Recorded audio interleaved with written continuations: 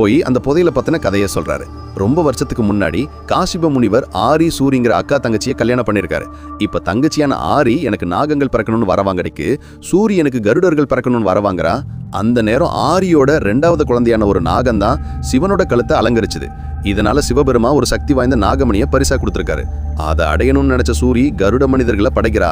இன்னொரு பக்கம் நாகக்கண்ணிகள் அதை பிடிக்க இந்த விஷயம் தெரிய வர சிவபெருமான் கருகர்களை அடக்கி வைக்கிறாரு. அதுக்கப்புறம் அந்த நாகமணியை நாகமலையில உள்ள காட்டுக்குள்ளேயே புதைச்சிருக்காங்க. இந்த நாகமணியை எடுக்கணும்னா ஒரு சூலத்தால தான் எடுக்க முடியும். பல நாக வம்சங்கள் பாதுகாத்து வீரபத்ரன் ஒரு அரசன்ட்ட தான் அந்த சூலமும் இருந்தது.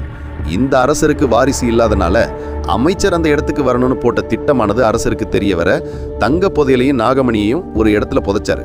அப்படியே அந்த அரசரை கொலை பண்ணி அவரோட யானையான அஸ்வதாமனையும் கொலை பண்ணிட்ட. அப்ப இருந்து அந்த புதையலை அடைய நினைக்கிற எல்லாரையுமே அவங்க ஆத்மா கொலை பண்ணதுன்னு சொல்லிட்டு இருக்கு. இவ்வளோ தெரிஞ்ச இவர்கிட்ட தான் மேப்போட கடைசி பீஸ் இருக்குங்கிறத தெரிஞ்சுக்கிட்டு வர்மா அவரை கொலை பண்ணி எடுத்துறான். அதுக்கப்புறம் அங்கிருந்து போகும்போது ஒரு பெரிய நாகா அவனை கொலை பண்ண ட்ரை பண்ணும்போது அந்த இடத்துக்கு அந்த கருடர்களோட தலைவி வந்து வர்மாவை காப்பாத்திடுறான்.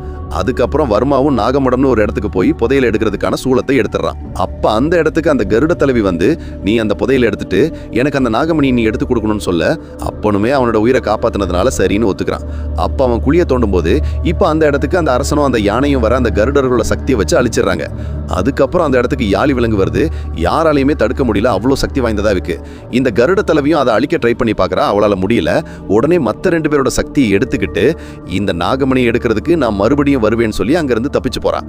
இதை எல்லாத்தையும் ஹீரோயின் படிச்சுக்கிட்டு இருக்கும் போதே அவளுக்கு அந்த மேப் கிடைக்குது. அவ அந்த புதையலை எடுக்க வர மாதிரியும் இந்த ரைட்டரோட வீட்டுல அந்த புதையலை திறக்கிறதுக்கான சூலம் இருக்கு. அப்ப அவரும் அந்த நாகவம்சத்தை சேர்ந்தவரன் தான் சொல்லி இந்த புதையலையும் நாகமணியும் யார் எடுக்க போறான்னு செகண்ட் பார்ட்டுக்கு லீடு கொடுத்து முடிக்கிறான்.